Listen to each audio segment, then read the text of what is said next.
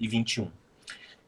Queria agradecer mais uma vez pela sua presença, Diego, e fique à vontade para falar. Eu estou aqui ajudando na administração do chat, já coletando alguns comentários e perguntas que porventura surjam ao longo da sua apresentação, mas já antecipo que a ideia é a gente ter um momento de bate-papo depois da apresentação do Diego, né? Vocês podem colocar perguntas aqui no chat e depois, no momento da discussão, é só se manifestar dizendo que quer comentar ou perguntar alguma coisinha, a gente organiza as intervenções, tá bom? Maravilha, então, Diego, obrigado, fique à vontade, a aula é sua. Gente, queria começar, assim, agradecendo demais Rodrigo, Lúcia e, obviamente, a Unesp pelo convite, assim, para mim, já falei isso para o Rodrigo e falo para todo mundo que está aqui agora, é sempre uma alegria e sempre uma honra poder falar num evento ligado a uma instituição pública de ensino brasileira, porque até fico lisonjeado com várias coisas que o Rodrigo falou, né, assim, é conhecido, dispensa apresentações, o trabalho, etc. Mas a primeira coisa que eu sempre gosto de falar, gente, é que, assim, nada disso existiria sem a Universidade Pública Brasileira, que financiou a minha pesquisa de cabo a rabo, no âmbito acadêmico, no âmbito do mestrado, né, no âmbito da minha pesquisa. Acho que eu vou falar de coisas que tangenciam ela hoje, mas também que tem bastante a ver com ela, mas que é uma pesquisa que foi acolhida na Universidade Pública Brasileira e que foi financiada 100% pela pesquisa pública brasileira, pelas instituições públicas brasileiras, então isso é muito importante para mim.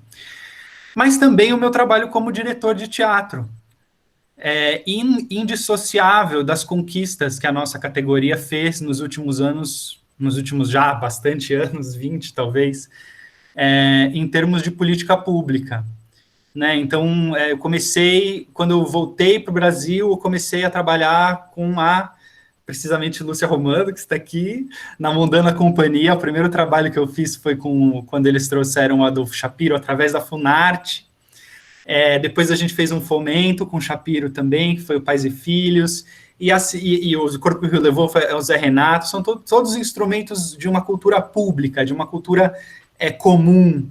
E eu acho que começar falando isso para mim é muito importante, porque nunca é demais para expressar o quão grato eu sou a essa estrutura de pesquisa, e o quão eu acho que é importante que ela exista, e quanto eu acho que nós temos que sempre resistir e defender a universidade pública e defender os instrumentos públicos de fazer cultura. Eu sei que tem gente que deve estar chegando agora na universidade, né, que entrou esse ano ou ano passado, mas queria deixar esse primeiro comentário, assim, dizendo que eu acho que isso é uma coisa muito, muito importante. Queria começar com isso, assim. Então, agradecer demais, Rodrigo e Lúcia, pelo convite, e, enfim, e acho que podemos, daí, passar para o começo. Eu pensei, gente, em estruturar a fala da seguinte forma. Eu preparei alguns pontos que eu acho que são algumas provocações que eu gostaria de fazer nesse tema. Porque quando o Rodrigo me convidou para falar sobre sobre a atuação entre os séculos 20 e 21, para dar um panorama, etc., eu fiquei pensando assim, mas o que eu posso falar sobre isso, né? O que eu posso falar sobre esse tema, a partir da minha experiência, a partir da minha pesquisa, etc. E eu estava muito tocado. Eu acho que aí eu vou falar esses temas, às vezes eles vão ter ligação um com o outro, às vezes eu vou pular de um para o outro, mas aí eu acho que a gente abre e faz uma conversa depois, enfim, e vai trocando, tá? Imagino que vai durar, não sei, no máximo 1 hora, minha intervenção no máximo, assim, mas eu preparei algumas coisas que eu estou achando importantes para dizer. Que são o seguinte, no mês passado eu tinha sido convidado para fazer uma fala sobre a minha pesquisa, sobre o Stanislavski, no Cefarte de Minas Gerais. E teve uma provocação no final, porque eu falei bastante sobre como que está a minha pesquisa, o que eu tenho pesquisado, por onde anda para mim a questão do sistema, do pensamento do Stanislavski, etc. E no final teve uma provocação de uma amiga minha, que eu nem sabia que estava assistindo a palestra, a Paloma Franca Amorim, que é uma dramaturga, escritora, de Belém do Pará, radicada em São Paulo há muito tempo, e ela fez uma pergunta exatamente sobre a questão da colonização, né, sobre como que eu enxergava essa questão das dinâmicas de colonização e descolonização, e a história do teatro, e como é que a gente sempre está ligado a essa questão do teatro europeu, mas como é que a gente faz, etc. E ali não tinha muito tempo para elaborar isso, eu elaborei de uma forma lá que deu, mas isso ficou pulsando vivo em mim, eu comecei a desenvolver isso, e a hora que o Rodrigo veio com esse convite para falar sobre esse tema, eu falei, cara, eu acho que eu tenho uma coisa aqui. Eu acho que a gente não consegue falar quer dizer, a gente consegue, né? A gente não pode mais, talvez, falar da atuação, do trabalho de atuação, trabalho do ator e da atriz, entre os séculos 20 e 21, sem discutir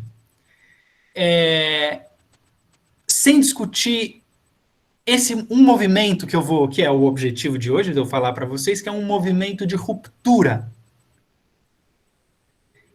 e descolonização do teatro, que eu noto não só nas últimas discussões, eu acho que, né, palavras como decolonialidade estão na moda, e é muito importante isso, mas eu tenho notado um movimento mais geral disso ao longo dos séculos 20 e 21, principalmente. E aí a gente se pergunta, a ruptura com o quê? Então, o primeiro conceito que eu queria mostrar para vocês, que eu queria elaborar aqui junto com vocês, é que eu acho que é uma ruptura que acontece com um teatro que é pensado enquanto máquina de colonização. Eu acho que essa é a ruptura fundamental que o teatro faz no século XX e depois no século XXI. Vou até abrir as minhas notas aqui para ir seguindo. É o seguinte. O que eu quero dizer com uma máquina de colonização? O teatro como máquina. Para que a gente possa entrar nesse tema, eu acho que primeiro a gente precisa entender que espécie é essa de máquina que eu estou falando, né? Então, se a gente vai lá no Aristóteles, lá atrás,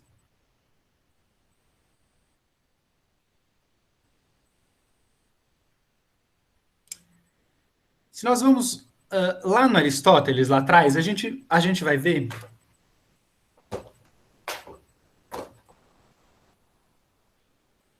que o Aristóteles conceitua o teatro como uma máquina. O que os gregos tinham por máquina? Né? Um conceito que é um pouco diferente do conceito de máquina hoje em dia. Para os gregos, a máquina é um instrumento, uma coisa externa ao corpo humano, que amplia as capacidades do corpo humano, com o objetivo de produzir uma coisa, um objeto externo. Isso é uma máquina, um objeto que tem partes articuladas, que possibilita incidir sobre a natureza e produzir uma coisa externa, um objeto. Essa ação, precisamente essa ação da máquina, é o verbo grego, em grego antigo, é o verbo antigo poiesis. Ou seja, o mesmo que dá origem à poética, por exemplo, do próprio Aristóteles. Qual que é a questão da máquina? A máquina ela está ligada a uma finalidade. Então, se a gente para analisar o teatro grego, e aí a gente não precisa nem ir até a poética do Aristóteles, etc. A gente pode pegar as pesquisas que existem, principalmente do Vernon e do Détienne, que mostram como o fenômeno teatral na Grécia Antiga, que é aquele que a gente sempre aprende na escola como sendo a origem do teatro, ligado à religião, ligado ao teatro religioso, né, ligado ao culto a Dioniso, etc., ele é um fenômeno típico da polis, Ele é um fenômeno típico da cidade democrática. Porém, uma democracia altamente limitada, que só incluía cidadãos, ou seja, mulheres e escravos estavam excluídos a priori. E depois, uma sociedade altamente militarizada, em segundo lugar. Em terceiro lugar, uma sociedade altamente colonizadora. Porque se a gente pega o século de Péricles, ou seja, o período onde floresceu a tragédia como fenômeno público na Grécia Antiga, a gente vai ver que Atenas era uma cidade colonizadora ali no Peloponeso, no Mar Mediterrâneo, e a Grécia era uma potência colonial. E precisamente nesse tempo surge o conceito dessa máquina teatral, dessa máquina cuja poiesis é, para o Aristóteles, a catarse, né? O medo, a purgação do medo. Então, eu acho que isso é importante. Quando eu estou falando do teatro como máquina, eu estou falando dessa função do teatro, de operar segundo uma finalidade, de operar nos espectadores e na sociedade segundo uma determinada finalidade. E claro, a gente sempre ouve, né?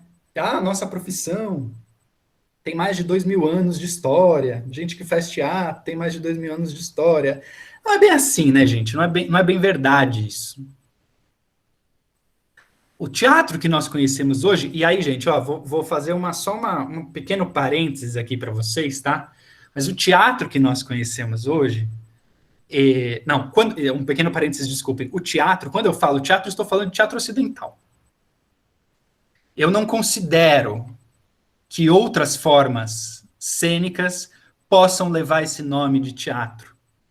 Exatamente por essa particularidade da origem do teatro, que tem a ver com um aspecto militar, com um aspecto colonizador, com um aspecto de uma cidadania limitada. Tá? Eu não acho que a gente chama por aproximação, mas outros fenômenos da cena, cênicos, que seja tão fácil. Então, sempre que eu falar teatro, saibam que eu estou falando dessa matriz. Mas o teatro que nós temos hoje, ele é um teatro que tem origem nos séculos 17 e 18 da Europa Ocidental, né? Ele é um teatro que a gente não tem a base do fenômeno teatral grego.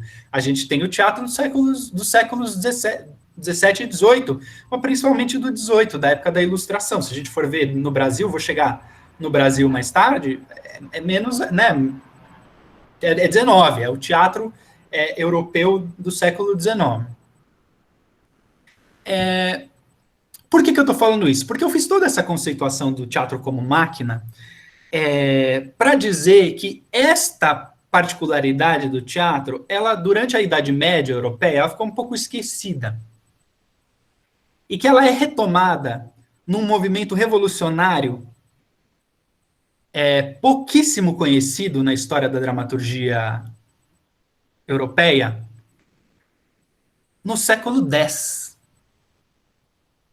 por uma mulher chamada Roswitha,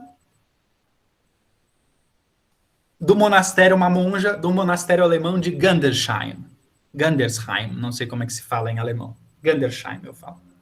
Roswitha de Gandersheim. Quem era Roswitha de Gandersheim? Ela era uma monja de um monastério ligado à corte da Saxônia, que escrevia livros sobre interpretações da Bíblia, enfim, fazia a geografia, né, que é a história das vidas dos santos, etc. E ela escreve particularmente um livro que é geralmente conhecido na história da dramaturgia como Antiterêncio. Terêncio, vocês sabem, era um comediógrafo romano, famosíssimo. E durante um grande período da Idade Média, onde a cultura clássica ficou confinada aos monastérios, geralmente havia uma cultura de ensinar aos monges e às monjas latim através da leitura de dramaturgia. Você não tinha o fenômeno teatral da montagem daquelas peças. Você tinha teatro, outro teatro, teatro na rua, teatro nas feiras, teatro nas praças, etc. Dentro dessa cultura dos monastérios não tinha. Se ensinava mas elas serviam para ensinar latim. E Roswitha de Gandersheim, como uma monja devota católica que era, achava que isso era uma heresia. Usar um autor pagão para ensinar latim. Usar as dramaturgias, as comédias vulgares de um autor pagão para ensinar latim. Então ela começa a fazer um movimento de escrever peças, comédias, que ela chama de comédias, não é bem o que a gente conhece hoje por comédias, né? Com os temas que ela trabalhava, com os temas das vidas dos santos, com os temas, enfim, né, as coisas, e ela escreve esse livro que ficou conhecido, não é conhecido, chama o livro segundo, mas ficou conhecido como Antiterêncio. E por que eu estou falando que isso é revolucionário? Porque ela recupera, dentro da cultura clássica europeia ocidental, ela recupera o teatro como máquina. Ela adequa, de novo, o teatro a uma finalidade que era, no caso dela, não só ensinar os monges a falarem latim, como fazer com que eles não tivessem contato com as comédias pagãs do Terêncio, e sim com material um pouco mais adequado. Isso parece bobagem, mas isso é importantíssimo. Porque a partir desse pensamento de instrumentalização da dramaturgia, que depois, por exemplo, a Companhia de Jesus, como nós sabemos bem, vai se utilizar amplamente dos expedientes dramáticos para fazer o seu trabalho nas colônias, né? No Brasil, nas Índias, na Índia, etc. Né? Então, isso é muito importante. A partir dessa revolução, ela acontece ali no século X, e ela muda o entendimento que se tem do que é uma dramaturgia, baseada, claro, na cultura clássica europeia, etc. Né? E isso, daí para dar um certo pulo, porque eu acho que, né, esse é só o preâmbulo da nossa discussão, mas isso vai se desenvolvendo. A partir do momento que isso começa a ser reutilizado, isso começa a aparecer de novo. Então, a gente sabe que depois, né, nos séculos XI, XII, XIII, quando começa o Renascimento, etc., de novo, vai se recuperando esse entendimento do teatro como esse instrumento, como essa máquina que eu tô chamando. Né? E né, é engraçado, porque se a gente for ver, coincide com o período das revoluções científicas, ou de uma revolução científica, é um negócio gigantesco historicamente, mas se a gente for ver, coincide, por exemplo, a formação dos aparelhos teatrais ligados à burguesia em ascensão, ou à nobreza europeia ocidental, etc., coincide, por exemplo, com o auge das filosofias mecânicas, dos mecanicistas, cuja grande ideia do mundo era que o mundo é uma máquina. E a procura de Deus é a procura da pessoa que bota essa máquina para funcionar. E a procura da finalidade de, então, para que essa máquina serve? Para que serve essa máquina do mundo? Né? Isso vai ser desenvolvido no teatro ocidental. Essa é a base, para mim, do desenvolvimento do teatro ocidental, tá? E essa base, eu acho que o grande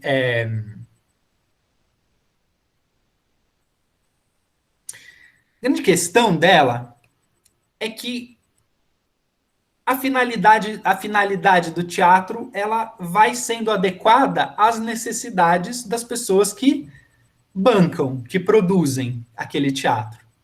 Né? E na Europa Ocidental, entre os séculos 17, 18 e 19, quem financia o teatro? Né? Quem que cria o teatro? Quem que subsidia financeiramente o teatro? São as potências colonizadoras.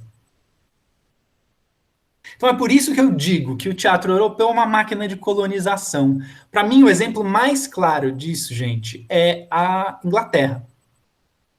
Vocês sabem que a Inglaterra é o primeiro país que fez a sua revolução burguesa, né? A Inglaterra é o primeiro país que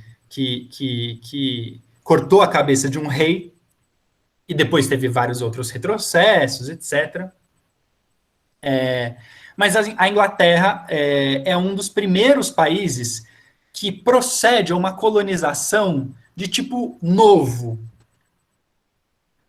Para fazer, para rivalizar com a colonização portuguesa e espanhola, no século XVII, a Inglaterra funda uma companhia chamada Companhia das Índias Orientais, que seria o instrumento através do qual ela colonizaria a Índia.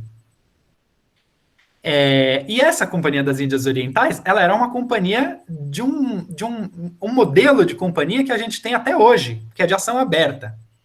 A Bolsa de Valores, ela foi criada para dar conta das ações da Companhia das Índias Orientais. E essa Companhia das Índias Orientais, ela coloniza a Índia. Não monopolizando o comércio, nem nada. Ela ganha a carta branca do parlamento britânico para proceder à colonização da Índia.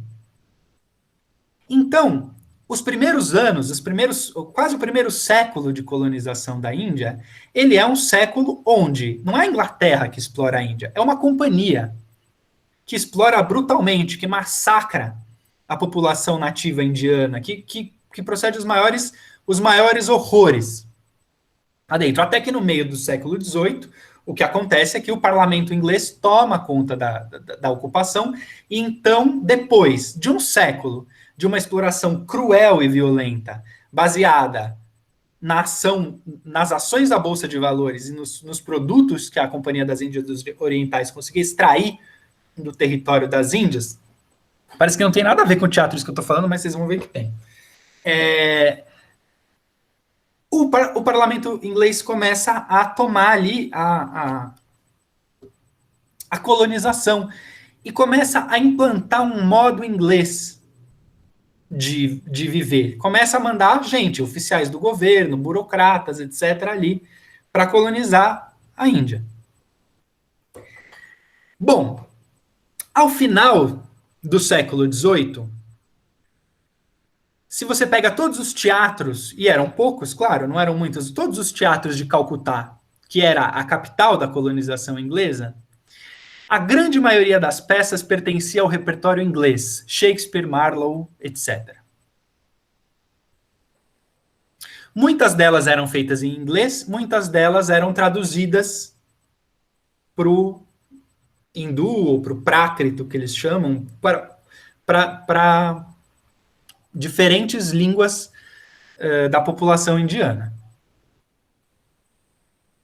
Ao mesmo tempo, no mesmo final do século XVIII, no West End de Londres, ou seja, o maior distrito teatral até hoje de Londres, a grande moda eram as releituras europeias dos textos clássicos da dramaturgia indiana que eles tinham trazido e traduzido, a partir de uma figura acadêmica que se criou ali no começo do século XVIII, que era o orientalista. Percebem como desde muito cedo, para mim o exemplo da Índia é um caso de análise, assim, que a gente podia ficar horas aqui analisando ele, porque mostra como desde o começo o teatro foi usado nesse empreendimento como uma máquina de colonização. E aí, quando eu falo teatro como máquina da colonização europeia, eu estou falando colonização em dois aspectos. O primeiro e o segundo mais importante para a próxima parte, mas o primeiro, o que eu chamo de colonização interna, que é dentro do próprio país, dentro da própria Inglaterra, você tem a criação, através do teatro, de uma imagem de uma realidade universal, e universalizadora e totalizante. Então, quando os orientalistas traduziam as peças indianas, eles mudavam, eles não só traduziam, eles faziam versões para adequar aquelas peças indianas dos séculos 7, 8, 9 às necessidades do repertório teatral inglês do século 18. Né? Então, os indianos das peças representadas, que eram todas, obviamente, feitas por atores e atrizes ingleses, brancos, etc., amavam como ama um europeu do século XVIII. Entende? Eles sentiam raiva, como sente raiva um europeu branco do século XVIII que ia ao teatro. Né? Então, isso que eu digo que é a colonização interna. A partir de elementos díspares, cria-se uma sensação de realidade, de que todo mundo é igual, de que todos somos iguais. Mas quem somos esses iguais? Quem é esse universal? É o homem branco europeu que está financiando ali aquele teatro. Em segundo lugar, cria uma colonização externa, que é a apresentação, através do repertório inglês, né, no caso, estou pegando esse caso, tá? Mas através desse repertório inglês, criar uma imagem universal, também, completamente diferente da realidade material em que ela se encontra, e atrelada necessariamente a parâmetros de gosto, de refinamento, de modos de viver socialmente a vida, completamente alheios e alienígenas à realidade em que se encontra essa peça. Então, essa é a primeira grande coisa que eu queria colocar aqui para vocês. Dizer que a gente, enfim, né, vamos chegar agora na ruptura, mas dizer que o teatro europeu ocidental, ele, por excelência, ele trabalha, ele opera nesse lugar. Depois, acho que na hora do bate-papo, se vocês querem, a gente pode tentar entender se isso existe até hoje, se até hoje é assim, etc. Mas é importante a gente saber que essa base a partir da qual as coisas vão acontecendo. Né? É só, gente, no século XX que acontece essa ruptura. Ela começa a ser preparada antes, a ruptura com esse modelo de teatro-máquina de colonização. Essa ruptura, ela começa a ser preparada antes. Ela começa a ser preparada no século XIX. Por uma questão que às vezes não fica clara quando a gente estuda a historiografia do teatro e da atuação. Daqui a pouco eu vou falar especificamente sobre a atuação. Né? Só uma coisa antes sobre a atuação, que eu acho que é importante dizer, que a atuação está no meio desse bolo todo. Por quê?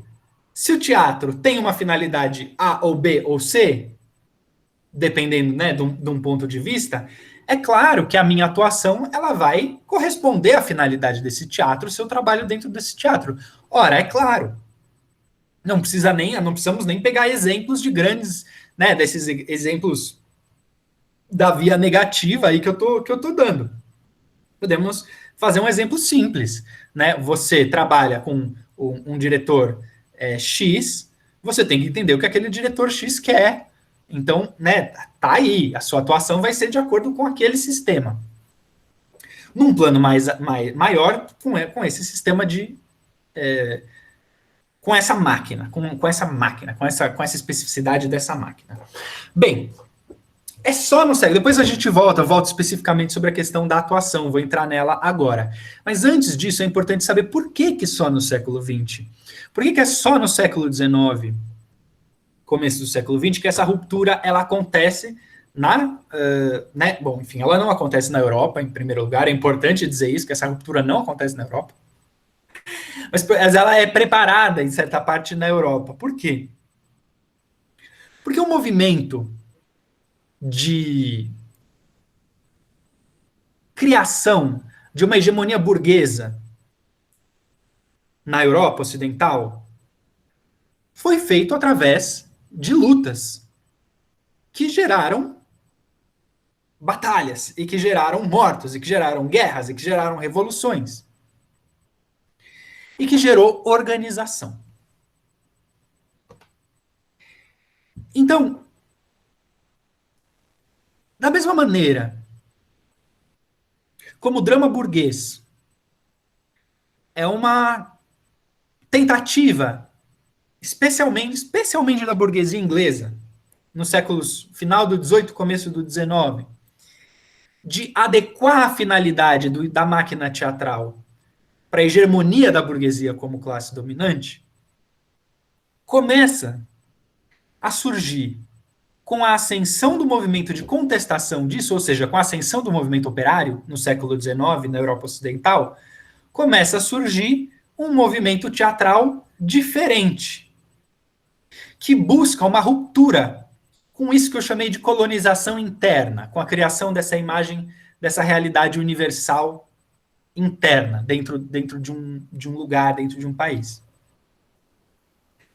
Falando, né, bem amplamente, mas assim, esse movimento que gera organização, que gera sindicatos, que gera um monte de coisa, gera também o seu próprio teatro durante o século XIX. E é a partir dessa base, é essa base que vai possibilitar uma ruptura logo no começo do século XX. O que esse teatro esse teatro do século XIX que eu estou falando é o naturalismo, é o teatro naturalista. A gente, né, às vezes tem tão mal em conta, claro, nos dias de hoje, né? Mas é preciso lembrar que o teatro naturalista ele surgiu como uma primeira tentativa de organização de uma ruptura com esse paradigma da colonização interna. Eu acho importante dizer isso, né? Porque o que significa a estética do naturalismo, que é uma das formas do pensamento realista? É quando você recusa parâmetros pré-estabelecidos do que é o belo, que deve ser mostrado em cena, que está ligado à finalidade de determinada máquina teatral, etc. E quando você identifica esse belo, a vida, a realidade concreta, a realidade material. E é isso que o materialismo faz. Eu estudo a Rússia, então eu estudo isso do ponto de vista da Rússia, como isso aconteceu na Rússia. E isso tem a ver com um pensador russo chamado Nikolai Chernyshevsky, que era um dos líderes de um dos movimentos revolucionários no século XIX na Rússia, que escreveu uma tese chamada Sobre as relações estéticas da arte com a realidade. E nessa tese ele pronuncia essa fórmula, mas não é só ele que pronuncia. Essa fórmula ela já era subjacente a toda a pesquisa naturalista que existia então, que é o belo é a vida. Bom, primeiro, a vida é apreensível? O que significa dizer isso? O belo é igual à vida. O que significa fazer essa equação de o belo é igual à vida? Significa que há uma coisa fora do teatro, uma coisa real, fora do teatro, e que deve ser posta para dentro. Eu acho isso importante. Né? Essa identificação do belo com a vida é um paradoxo, é um problema. É um problema para o teatro do século XIX. Por quê? No teatro, estou falando do ponto de vista do teatro, né? Do ponto de vista das outras linguagens artísticas, talvez não seja tanto. Mas no caso do teatro, eu preciso recusar toda forma de representação para adequar o belo à vida em cena. E isso quem faz na história do teatro contemporâneo, enfim, já é contemporâneo, é o Stanislavski, né? Mas tudo bem, mas não é essa a questão. Mas a questão é que você precisa que a cena não seja uma representação da vida. Você precisa que a cena seja a própria vida. É muito diferente e muito radical. Ao mesmo tempo, é um paradoxo quase insolúvel. Porque você pode viver quantas vezes em cena a mesma peça? Uma, duas, três? Depois ela se torna a mesma imagem da vida que você está tentando recusar. Então, o que eu estou trazendo para vocês é que, na minha opinião, essa ruptura que acontece, ela vai tentando adequar, de novo, ela vai tentando readequar a finalidade do teatro. Se a gente pega, por exemplo, a história da Revolução Russa, da Revolução Soviética, da União Soviética, a gente vê que raras vezes o aparato teatral foi desmontado e remontado. A gente vê que houve uma tentativa de readequar a finalidade das artes, da literatura, enfim. Né? Mas a gente vê que não houve uma mudança de dentro, uma mudança que trouxesse outra forma de produção. E o que eu estou dizendo para vocês é que, então, a partir desse momento, e aí esse momento, claro, preparado pelo naturalismo do século XIX, etc., esse momento é indissociavelmente ligado à Revolução Soviética. Que foi um movimento histórico, né, uma revolução, onde pela primeira vez, durante um longo período de tempo, porque houveram outras, com períodos mais curtos de tempo, mas que por um longo período de tempo, uma sociedade identificada com os padrões europeus de produção e reprodução da vida tentou escapar deles. Uma sociedade identificada com o capitalismo tentou sair dele, tentou construir uma outra coisa. E essa construção gerou, durante o século XX, uma ruptura, que apesar de ter sido depois apropriada e ter sido feita só uma readequação da finalidade, essa experiência gera essa tentativa de adequar a finalidade, mas ao mesmo tempo de recusar o teatro como máquina de colonização. E o que eu quero falar para vocês é que essa primeira tentativa de ruptura ela gera um paradoxo interessantíssimo e que vai ser para a atuação, agora falando especificamente da atuação, ela gera um paradoxo interessantíssimo que vai ser trabalhado por diferentes diretores e diretoras durante quase toda a primeira metade do século XX. Que é o que eu chamo de paradoxo da identificação desidentificação. Ora, se o belo deve ser a vida em cena, o mais lógico é que eu trabalhe a técnica da atuação com o objetivo de gerar uma identificação entre o ator e o personagem. Né? Já que eu tenho que montar Chekhov. Estamos falando, né, começo do século XX, né, gente? Eu tenho que montar Chekhov. Mas, ao mesmo tempo, eu tenho que viver em cena. Então, como é que eu crio aqui uma técnica, um arcabouço técnico que me permite com que eu me identifique com esse personagem? Com que eu me funda, com que eu me identifique? E uma parte dos diretoras do século XX buscam a resolução desse paradoxo através da identificação. Para citar alguns, Stanislavski, dos mais conhecidos, Stanislavski, a Zinaida Sokolova, Maria Knebel, Jerzy Grotowski, por exemplo. Uma outra linha, mas que parte do mesmo paradoxo gerado pelo naturalismo, é a linha da desidentificação. Que é, não, o teatro não deve ser a vida em cena. O teatro deve ser o teatro em cena. Mas, ao mesmo tempo, aquele problema da finalidade da máquina posto, da maneira como ele foi posto pelos naturalistas, ele gera um problema da finalidade para o teatro em geral. Então, tudo bem, eu não quero reproduzir a vida em cena. Eu não quero nem reproduzir, nem viver a vida em cena. Mas qual é a finalidade do meu teatro? Qual é a finalidade do meu papel? O que o meu papel faz? Como que aquele conjunto de ações que eu chamo de personagem opera e mais, opera o quê? Né? Então, por exemplo, esses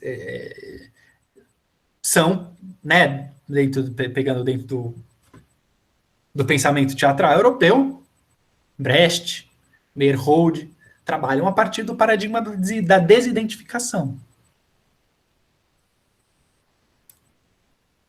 Ambas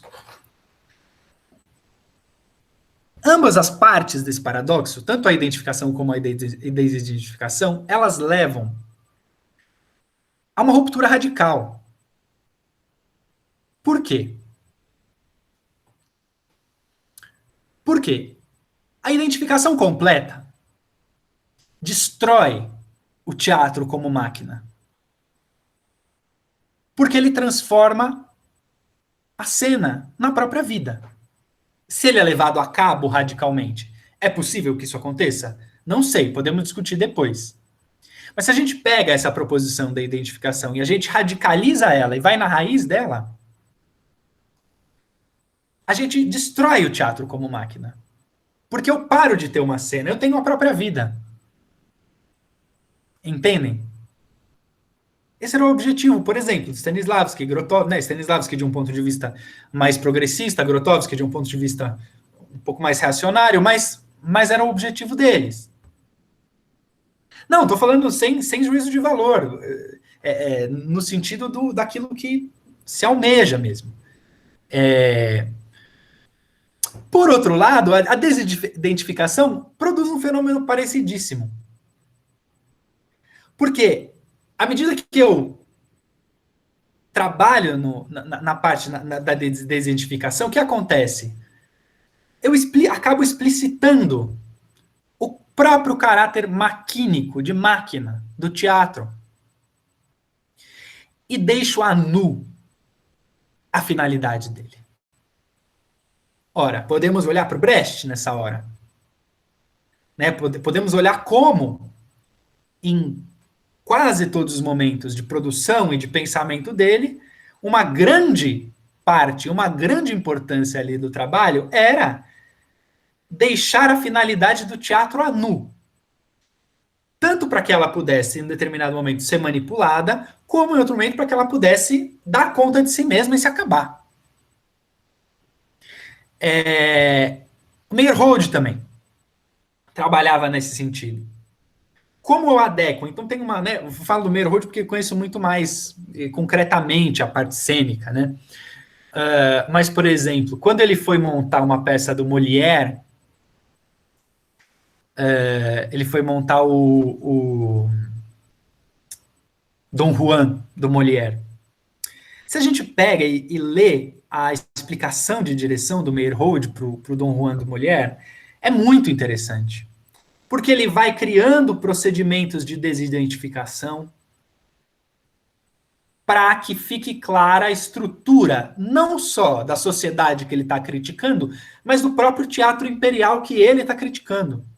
Então ele usa dos kurombos, ele pega essa figura no teatro japonês, enfim, falei que não é para falar teatro, né, que não seja ocidental, mas já falei. Mas das artes cênicas japonesas, que manipulam as coisas. Então, uma espada cai, é um ator vestido de preto que vai lá, pega aquela espada, e põe aquela espada no chão. Então, esse tipo de procedimentos. Então, eu acho que a ruptura, ela está dada nesse movimento histórico. Nesse movimento histórico, cuja base é a revolução social que acontece entre os séculos XIX e principalmente no século XX. E essa revolução social, ela gera um fenômeno curioso, porque ela desloca o centro cultural da Europa Ocidental, lembrando que a Rússia não é Europa Ocidental. A Revolução Soviética, ela não foi feita pelos russos. Por isso que eu nunca falo Revolução Russa. É uma revolução que começou na Ásia, com os povos asiáticos. Primeiro o Soviete, que era o organismo de poder popular, ele era asiático. É na região do Altai, perto da Mongólia, do país que hoje em dia é Mongólia. O povo russo era minoria ali, na revolução que a gente chama de Rússia, que é a Revolução Soviética. Uma revolução de um caráter grande, de uma parte grande do planeta, de povos colonizados, oprimidos. E muda o centro de gravidade desse centro cultural, muda para a União Soviética. E a partir de então, as ideias começam a fluir de uma forma um pouco diferente dentro do século XX, ao longo do século XX. E daí, passando para a parte final da minha fala, e nós, no Brasil? E a gente no Brasil? Né?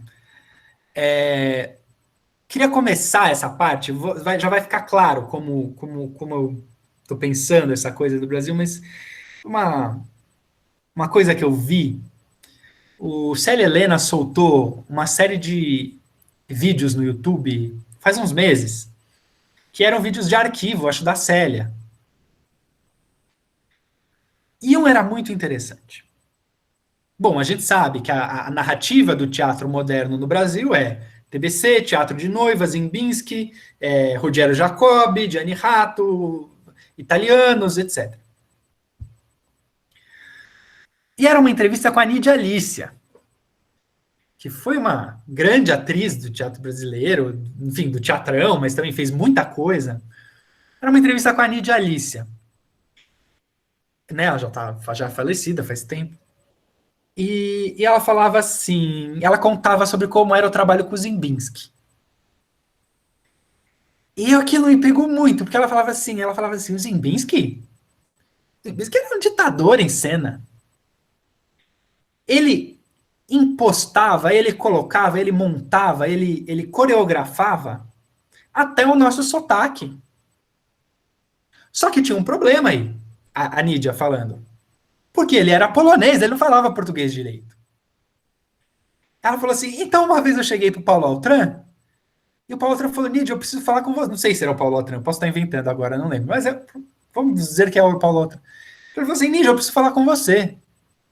Você tá fazendo essa parte da peça, tá tudo bem, tá tudo ótimo. Mas você tá falando com sotaque polonês. Você tá falando, chamem a polícia! Para mim, isso é uma coisa muito simbólica, muito interessante. De como que as questões chegam aqui. Porque, de uma certa forma, esse estilo de atuação gerado no TBC foi posto para a gente como sendo stanislavskiano, como sendo realista. Quando, na verdade, ele não tinha nada a ver com as questões que fizeram com que explodisse o realismo, o naturalismo ali na Europa e depois na Rússia. Né? E daí eu acho que para olhar para o Brasil, a gente precisa olhar para um outro lugar. A gente precisa olhar para o desvio. A gente precisa olhar para o transviado. A gente precisa olhar para aquilo que não está dentro do que a gente considera o padrão oficial da norma, etc.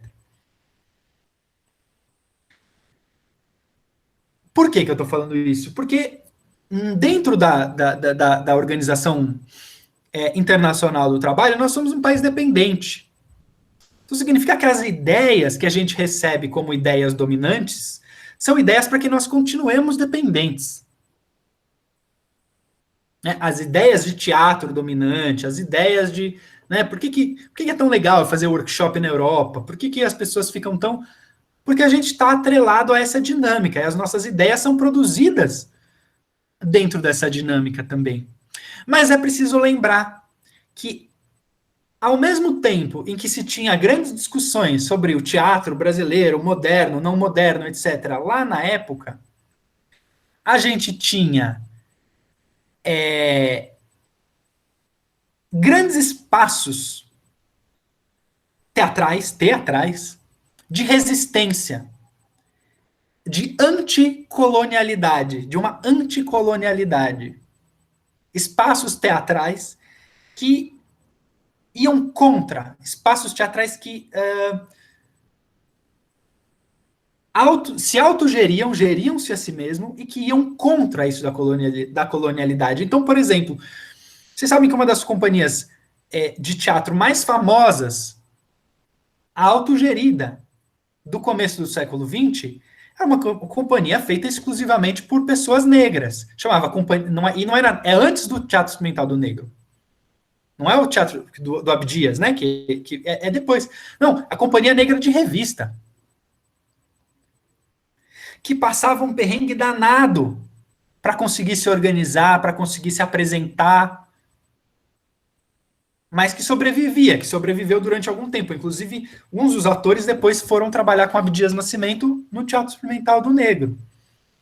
Ou os shows do que se chamava na época de travestismo, né? Mas que era um lugar onde as pessoas transgêneras, onde as transgeneridades podiam existir. Muito importante a gente ver que esses espaços, e não os espaços da narrativa oficial, etc., eram os espaços onde você tinha um tipo de atuação anticolonial, um tipo de atuação própria, um tipo de atuação forjado ali naquelas relações. Né? Então, claro, muito depois, quando o Boal volta dos Estados Unidos, ele fala, vamos fundar o Teatro de Arte do Rio de Janeiro, é muito legal toda essa parte da biografia dele, tinha uma questão ali de também, né, de se inspirar na Rússia, etc., mas também tinham coisas que já estavam acontecendo. E aí eu acho que um conceito, e acho que eu quero abrir o nosso debate com isso, é um conceito que eu tenho usado muito. É um conceito que eu tiro do feminismo contemporâneo, né, da teoria feminista contemporânea, que é uma releitura que a Silvia Federici, que é uma teórica feminista, escreveu O Caliban e a Bruxa, faz de um conceito que foi proposto antes, com outros objetivos, que é o conceito dos comuns. O que são comuns? Os comuns são espaços, a princípio territoriais, onde as coisas que estão, ou seja, os meios de produção que estão dentro desse espaço pertencem a uma determinada comunidade. É bem simples. Então, por exemplo, eu estava vendo esses dias a história a história terrível da usina de Belo Monte. O que Belo Monte fez? Belo Monte cortou uma alça do rio Xingu. Então, os pescadores e pescadoras ribeirinhos ali ficaram sem peixe, porque o rio foi desviado. E nesse documentário que eu assisti, uma das pescadoras, ela falava assim, a gente tirava tudo do rio. A gente tirava o cesto de vime que a gente fazia, a gente tirava a juta do rio. O peixe a gente pescava no rio. A tigela a gente pegava o barro na margem do rio. Esse rio era um comum, era uma propriedade comum de todos os habitantes que estavam ali naquela região. E aí ele foi privatizado. O que eu queria era pensar essa digamos assim, essa versão, essa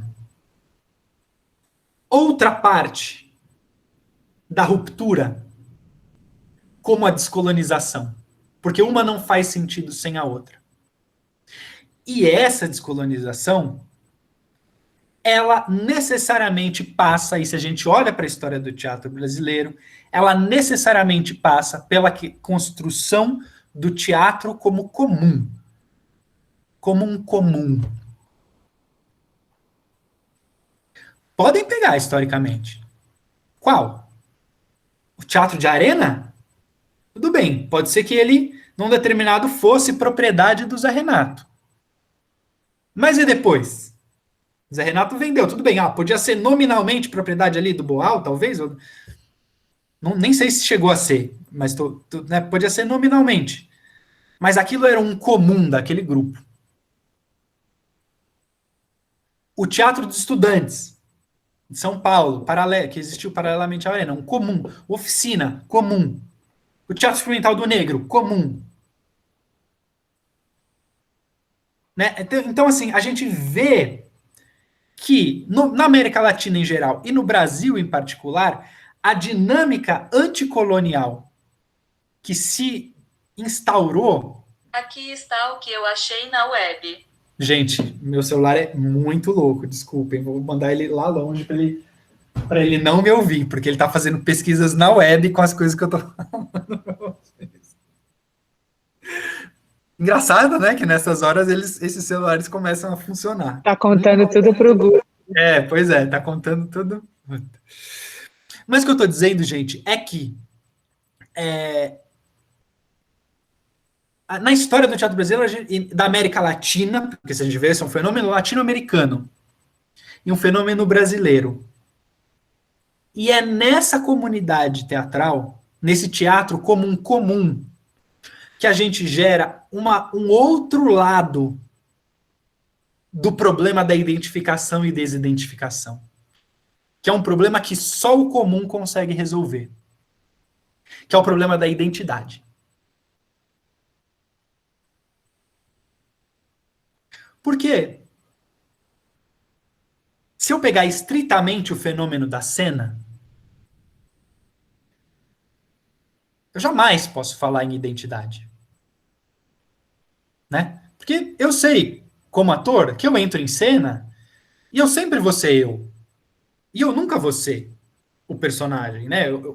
E mesmo se eu... Mas tá bom, mas aí eu posso ser eu posso ser uma peça que eu seja eu. Mas também não vai ser eu, vai ser o eu daquela peça. Não vai ser a totalidade do meu eu.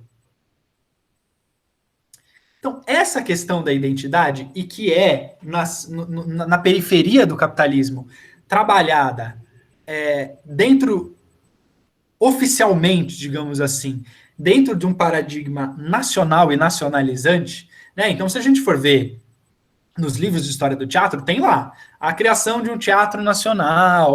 Foram esses e esses, criaram um teatro nacional. Como que é um teatro brasileiro? Como que é o ator brasileiro? Como que é a atriz brasileira? Como que é, né? Sempre tem essas questões. Mas se a gente for ver na realidade material, a questão da identidade e de um tipo particular de atuação que dê conta da identidade, das múltiplas identidades brasileiras, e que tem a ver com cada um dos coletivos, elas podem se formar somente dentro desses próprios coletivos. Né? Por isso que, por exemplo, eu dou tanta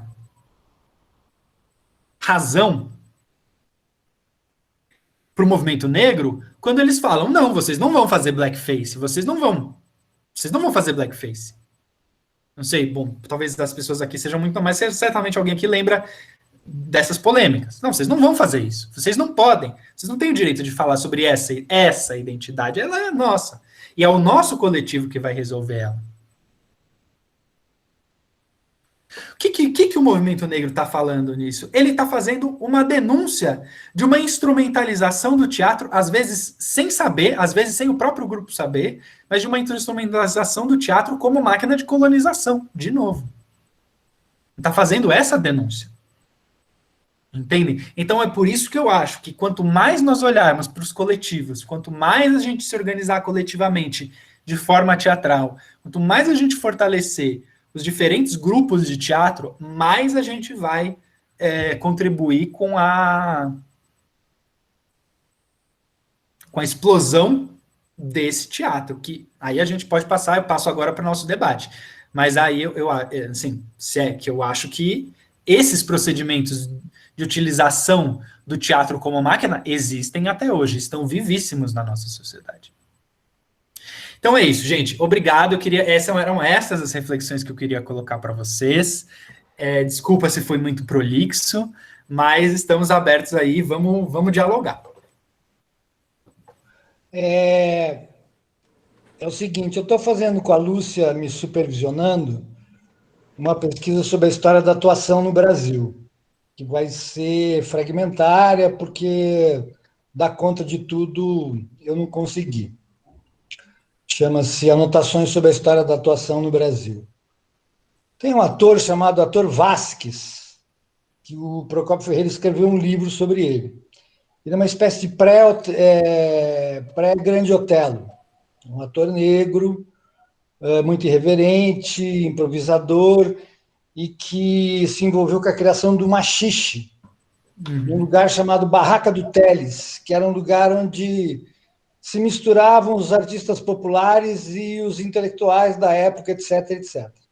Eu fiquei curioso em saber sobre esse grupo de teatro negro pré-Abdias, e aonde eu posso encontrar alguma coisa sobre eles e especificamente sobre a atuação dentro desse grupo, porque eu acho que cria um diferencial na atuação brasileira.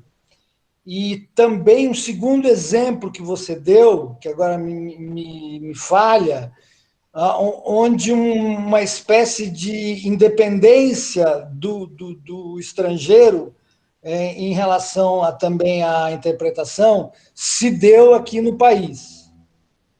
Tá? E depois, se desse tempo, eu queria discutir com você por que tanto se fala que o Arena foi criador de um teatro nacionalista com uma atuação brasileira. Era isso que eu queria colocar por enquanto. Beleza. Ô, Ney, e aí, querido? Que saudade de você. Massa, suas perguntas.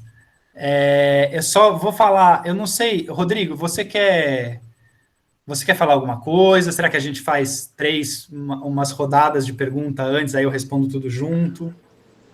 Olha, Diego, na verdade o Ney já cantou a bola, eu acho que a gente já pode começar a rodada de conversas aqui, e acho que as questões que ele colocou são amplas o suficiente para que você já tente responder agora, porque eu temo que a gente abra para mais 2 perguntas e de repente sejam coisas muito distintas e fique difícil para você linkar.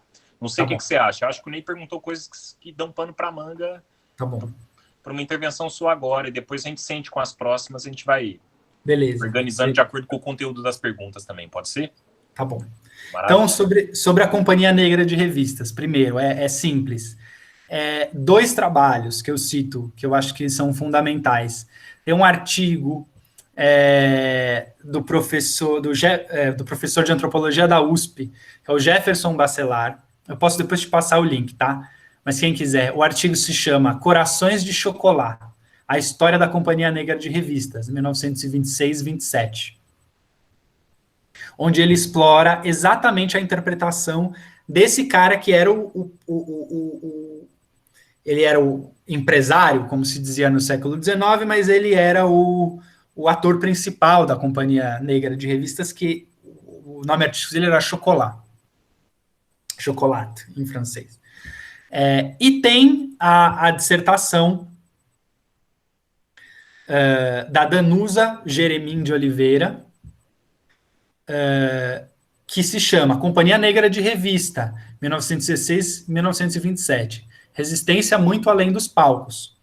É uma dissertação de mestrado que foi defendida nas sociais da Unesp, e ela está online também, mas depois eu posso mandar para você o link, porque eu acho que tem muito material legal aí, assim. Daí, para falar sobre as questões... Ney, me recupera só pontualmente as outras 2 questões, porque eu fiquei pensando na Companhia de Revista na referência. A questão do Arena, só formula ela de novo para mim, porque eu tô aqui... Eu não sei nem se é o caso, para não roubar tempo das questões das outras pessoas, mas, segundo a minha pesquisa, foi a experiência mais marcante de abrasileiramento da atuação. É claro que isso não exclui, por exemplo, o ator mais citado espontaneamente pelos meus entrevistados e pela pesquisa bibliográfica que eu fiz, foi o Grande Otelo, como o ator mais brasileiro que teríamos. Né? Mas como movimento, como um projeto deliberado de abrasileiramento da atuação, pela minha percepção da minha pesquisa, é o Teatro de Arena. Eu queria que você comentasse isso. Ah, tá. Entendi. Não, agora entendi. Enquanto havia o seminário de dramaturgia, houve por mais de uma década e meia, o laboratório de interpretação dentro sim. da Arena. Eu acho que sim. Eu acho que, de um certo ponto de vista, eu concordo com essa afirmação. Um trabalho que eu gosto muito de um cubano chamado Roberto Fernandes Retamar, chama Caliban. É bem famoso esse texto. Onde ele se aproveita de uma tendência dos intelectuais latino-americanos do século XIX de se compararem ao Ariel da peça A Tempestade, do Shakespeare. Então, os latino-americanos, os intelectuais da burguesia crioula latino-americana, se comparavam, falavam, não, mas nós somos o Ariel, esse servo intelectualizado que vai e rompe os laços de dominação com o próspero, etc. E nesse ensaio, o Retamar, ele fala, não. Tem essa tradição, mas, na verdade, nós, latino-americanos, nós em toda a nossa multiplicidade de cor e de gênero e etc., nós somos o Caliban, que é o escravizado. É isso que nós somos. Nós não somos o Ariel, nós somos o Caliban. Por isso que o ensaio chama Caliban. E ele vai mostrando a produção, na verdade, ele analisa a produção de versões da Tempestade feita por diferentes dramaturgos latino-americanos, tanto os que se chamavam de Ariel, os que aceitavam essa posição do Ariel, como Aimé Césaire, por exemplo, das Antilhas, um teórico do movimento negro importantíssimo, que se diz Caliban, que faz a peça a partir do ponto de vista do Caliban, onde o Caliban faz uma revolução contra o próspero. Ele analisa essas duas peças. Então, eu acho que, claro, é verdade, sobre um ponto de vista nacional, e não estou falando sobre um ponto de vista nacional burguês, sobre um ponto de vista nacional desenvolvimentista, digamos assim. A gente sabe que o nacional-desenvolvimentismo no século XX ele teve matizes de esquerda, tá? Eu acho que é verdade. Eu acho que o Arena foi quem mais investiu energia, né? Não estou falando de dinheiro, mas quem mais investiu energia nessa necessidade de criar um ator nacional, de criar um repertório nacional, de criar coisas nacionais. Sob um ponto de vista, sim. E eu acho que os frutos disso a gente percebe até hoje. Né? Assim, as ligações históricas com esse passado do teatro de Arena, a gente percebe até hoje. Né? A gente percebe numa companhia como o Latão, por exemplo, a gente percebe na grande parte dos grupos de teatro da cidade de São Paulo que foram influenciados direta ou indiretamente pelo pensamento do Boal. Eu acho que a gente percebe muito, dá para perceber muito essa influência. O que eu estou falando é que tem uma outra que talvez esteja mais escondida e que pode ser objeto da nossa análise, da nossa pesquisa, que é exatamente que está ligada ao teatro que é considerado o teatro, no século XIX, o teatro ligeiro, um teatro que geralmente não se dá muita bola, nem pela esquerda, nem pela direita, porque ele não é muito ideológico, então ele não está muito ligado a um projeto social, né? Que são os divertimentos, que são os cabarés, que são as revistas, mas que, por exemplo, quando a gente fala sobre questões de gênero, a gente vê que um teatro, como o Teatro de Arena, ao longo de sua existência no século XX, não conseguiu lidar com questões da transgeneridade, por exemplo. Né? A gente vê que ele ficou, né, quando ele representa as relações humanas, ele fica num lugar ali onde uma norma que não é, uma norma que nos foi imposta, que é a norma europeia, ela vai sendo reproduzida quase que inconscientemente. E que o que eu estou dizendo é que, então, nesses outros, talvez seja um lugar para a gente buscar um estilo, uma espécie, um lampejo de atuação que saia desses padrões, especialmente no âmbito do gênero e da raça. especialmente nesses dois gêneros, nesses dois âmbitos. Então, eu acho que é meio por aí, assim, que eu penso. Mas, com certeza, eu acho que o Arena é importantíssimo, importantíssimo. Para terminar, o Oficina faz isso no Rei da Vela, quando recupera as tradições populares brasileiras, como a revista e outras formas de expressão genuinamente populares, e incorpora essas questões, como a do gênero, por exemplo, amplia o leque da atuação brasileira e recupera expressões que o Arena, por exemplo, não levou em conta. Uhum. Uhum.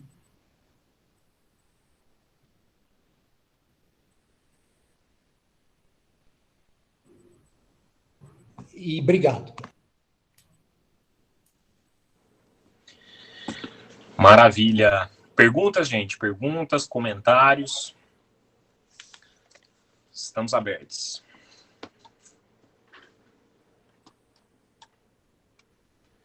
Diego, eu queria fazer uma pergunta, na verdade. Talvez para realocar alguns conceitos a partir da exposição que você fez. Fiquei pensando um pouco a partir desse apanhado que você faz, né? Desde de Aristóteles, dos gregos, um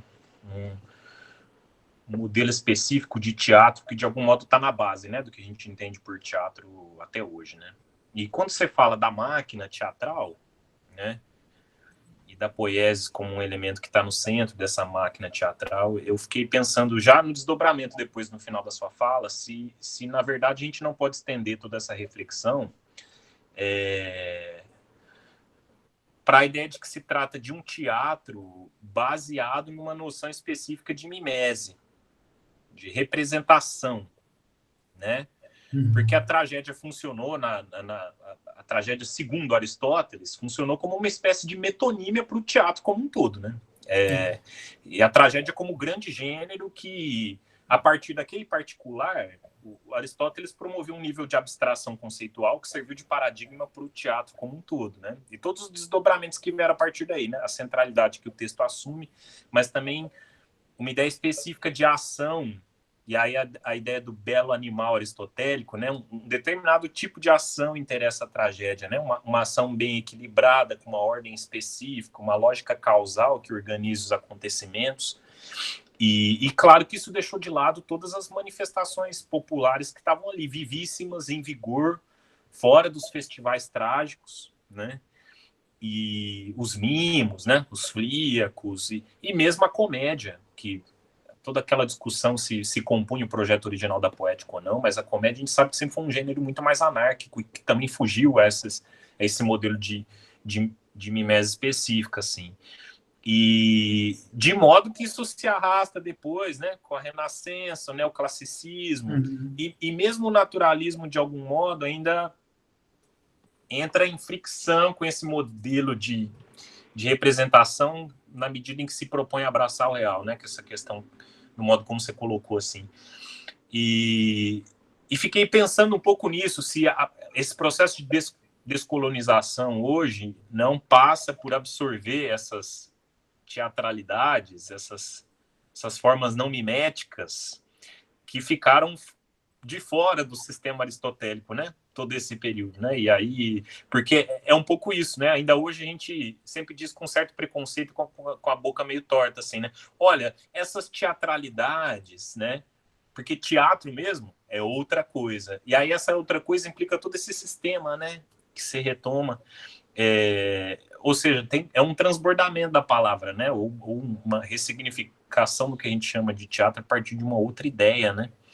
E aí essa era uma coisa. Outra coisa que eu ia te perguntar, você já falou sobre isso em outras oportunidades, mas fiquei pensando um pouco nisso, né? Se naturalismo, o surgimento da cena moderna e todas essas possibilidades de ruptura e descolonização, né, dessa ideia de teatro, se também ao longo do século XX não há um movimento tenso de recolonização dessas iniciativas que surgiram de modo bastante inovador ou rebelde. Eu me refiro à própria ideia do método Stanislavski, né?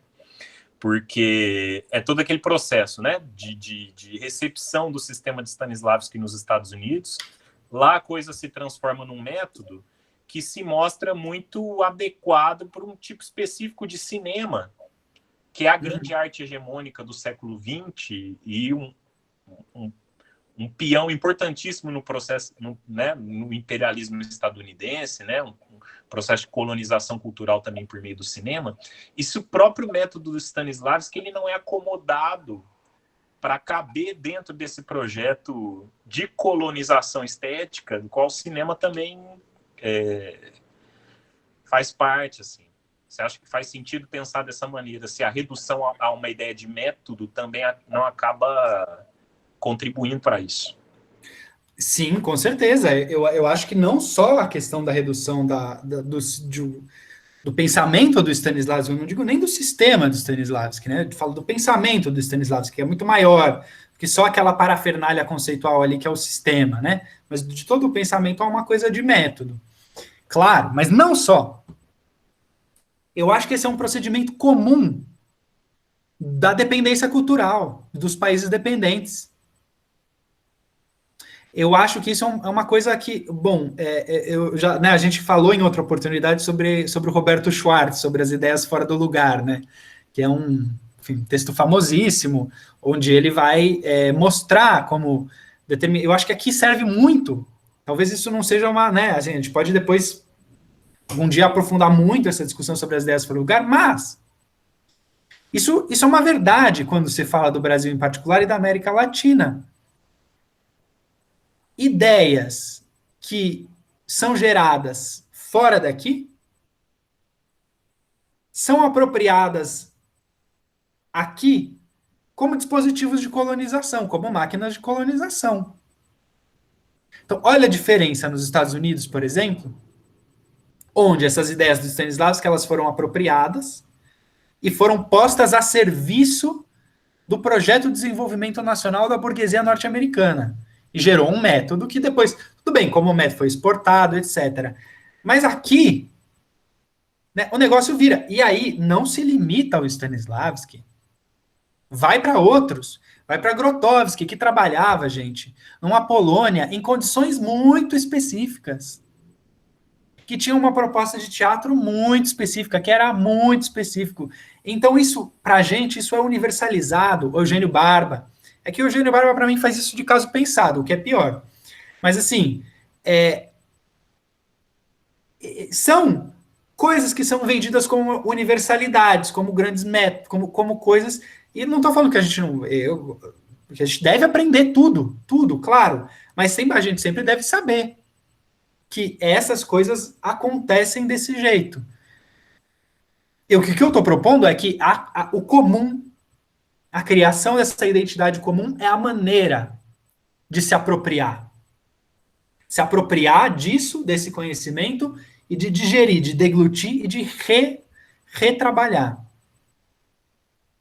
Né? Então, eu acho completamente. Eu falei para vocês outro dia, eu fiquei passado que muita gente começou a me mandar um stories lá de um cara que ele falava, o nome do curso dele era Stanislavski Experience. E ele falava, e era um stories com ele falando assim, vocês têm que vir na minha live, porque eu vou ensinar 5 técnicas, era uma foto da Meryl Streep no fundo, 5 técnicas secretas de Stanislavski. Cara, aí você fala assim, gente, essa pessoa não entendeu nada. Porque mesmo se você conversa com as pessoas que trabalham com o método do Lee Strasberg, ou com o da Stella Adler, ou com qualquer um dos gringos, eles têm noção de que não tem nada de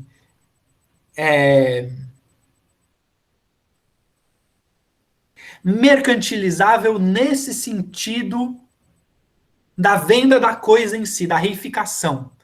Claro, é mercantilizável lá porque os atores precisam de uma base técnica para poder atuar nos filmes, participar do mercado de trabalho, etc. Claro, isso é uma coisa. Mas não da coisificação da própria coisa. Entende? Da mercantilização mesmo do conceito, do Stanislavski, das coisas. Então, eu acho que sim, e acho que isso acontece. Eu acho que isso segue acontecendo. E acho que isso não vai parar de acontecer tão rápido. Eu acho que isso é uma coisa contra a qual a gente precisa se posicionar, a gente precisa lutar mesmo, a gente precisa falar, olha, calma, não vem aqui, calma, não vem aqui você me falar, entendeu? Olha, eu vou falar para vocês, gente, eu posso ser polêmico, tá? Mas assim, eu vou falar. E eu acho um trabalho muito bonito. Mas uma vez eu estava dando uma oficina, e aí convidaram para dar uns dias lá, etc., um dos caras, um dos atores do Work Center do Thomas Richards, lá, que trabalhou com Grotowski, etc. Puta, muito legal. Só que o cara chegou, e eu tive que parar. O cara chegou falando, isso aqui que eu estou ensinando é a verdade. Isso é assim. Isso é teatro. Isso gerou, porque os alunos já estavam bem, numa vibe bem anticolonial, assim, já eram essas gerações novas. Cara, isso gerou um atrito fenomenal. Fenomenal. Foi uma coisa de louco. Né? Então, claro, acho que a gente vai se apropriando do conhecimento, mas a gente precisa entender isso. Aí a outra questão tua sobre a palavra teatro, sobre a questão do Aristóteles, eu concordo com você, eu concordo plenamente. O que eu acho é que essa ruptura do século XIX, ela foi uma tentativa de romper com a mímese. Entende? E aí, não é por acaso que ela acontece na Rússia. Porque, assim, claro, eu falei um pouco da base material lá, do movimento operário, né, da revolução, etc., assim, mas no campo do pensamento, se a gente se limitar ao campo do pensamento, toda a literatura europeia e ocidental, ela é baseada na mímese, né? Então, o realismo, por exemplo, ou o romantismo da literatura francesa, da literatura alemã, depois tem um livro lá do Erich Auerbach, Mímese, quem quiser, uma obra de referência clássica sobre crítica literária e sobre exatamente esse procedimento de mímese na literatura europeia e ocidental. Parte-se do pressuposto de que a arte é uma mímese da realidade, uma representação. Por circunstâncias históricas muito específicas, o que acabou acontecendo no século XIX na Rússia é que as correntes literárias, elas tomaram o lugar da filosofia da ação. Então, o meio que os filósofos tinham para se comunicar e para debater as suas ideias eram as obras literárias. Então, você vê que no século XIX, as obras literárias, elas não se preocupam tanto com ser mímese da realidade, mas elas se preocupam em movimentar conceitos e categorias presentes na realidade para realizar um debate de ideias. Então, ali acontece uma primeira tentativa de ruptura. E depois, no campo do teatro, quem vai dedicar a sua vida inteira a isso é o Stanislavski. Né? Mas, de novo, o que eu coloquei, será que é possível, né, você falar das outras teatralidades, etc. Eu estava conversando com um orientando da Lúcia, do mestrado, a Jaoa, e aí a gente estava conversando, porque ela está estudando uma peça que eu dirigi, As Três Uiaras de SP City, aí uma das coisas que ela me perguntou foi assim, mas você acha que pode haver um teatro feminista e LGBT ao mesmo tempo? Era uma pergunta assim.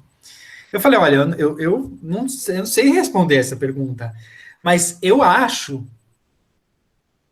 que é muito difícil você pegar uma coisa que foi criada com um propósito, e eu acho que a história do século XX mostra isso, e mudar esse propósito, e mudar essa finalidade.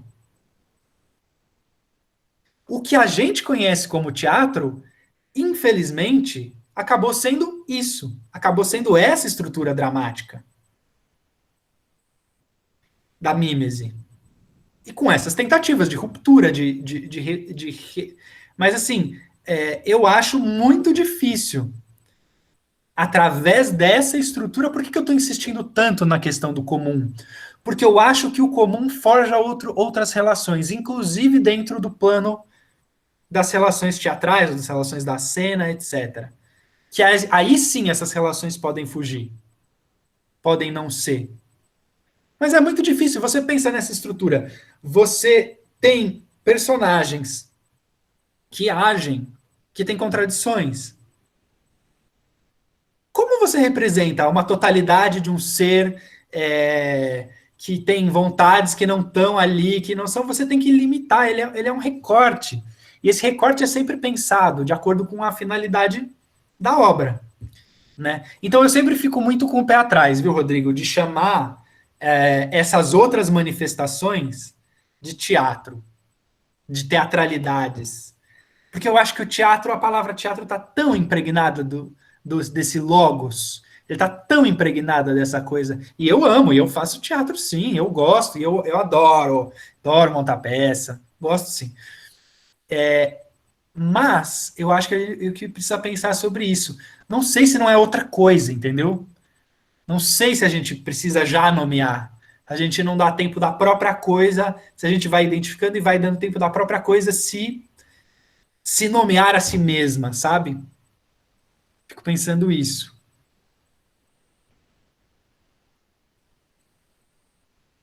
Teatra, mas você vê. Não, teatra. A teatra, eu amo. Mas você vê que o teatro é isso. O teatro é o lugar onde se vê, né? Da palavra grega. Teatro é o lugar onde se vê. Será que a gente usaria, se a gente precisasse, criar uma, né? Se a gente tivesse, sei lá, tô viajando agora, tá, gente? Mas será que a gente usaria a palavra? Será que visão seria estaria dentro dos componentes do que faz essa forma de expressão? Não sei. Será? Fico pensando. Tô só. Mas é nesse lugar.